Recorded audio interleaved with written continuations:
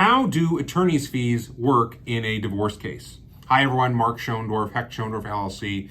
I do a lot of divorce cases, and attorney's fees are the one thing that everyone hates, obviously, except for attorneys, of course.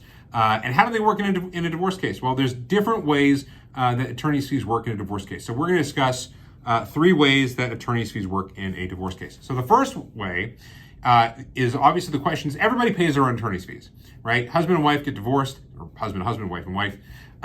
Spouses get divorced, and they both have an equal right to access what's called the marital estate. So if you guys have accumulated money during the marriage, that's the marital estate. Your earnings, things from your job. That's pretty much it. No, any property you've contributed to the marriage, any assets that you've contributed to the marriage. Anyway, so you have the marital estate, and you both have a right to pay your fees from the estate. So what happens when one person's controlling all the money? The first way is you can have an interim attorney fee award. That basically means that if one person has all the money and the other person does not, then the court can say, well, since you've got control of all the money, you've got to front the attorney's fees of the other spouse until we resolve who gets what.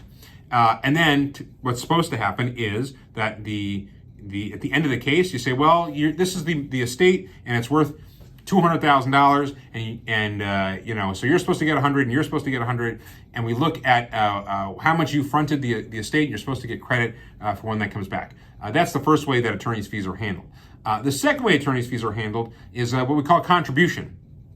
Contribution basically means after the divorce case is done, or at the end of it, we say, spouse A, husband, you make a lot of money, and your wife is never going to make the same amount of money you're going to make, and is never going to be in the same position, never going to earn the salary that you're earning. And so, it makes sense for you to kick over some money and pay for some of her attorney's fees.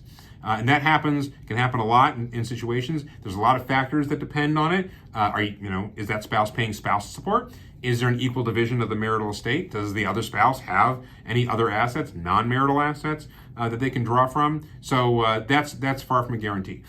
The third way that attorney's fees are handled, and this is never fun, but it's contempt, right? If you do anything that causes the other side, if you're not following a court order and you have to, if you're not following a court order and you're causing the other side to have to run to court because you're not doing something you're supposed to be doing, if you're not doing something you're supposed to be doing, you may have to pay the attorney's fees of the other side for having to chase you down.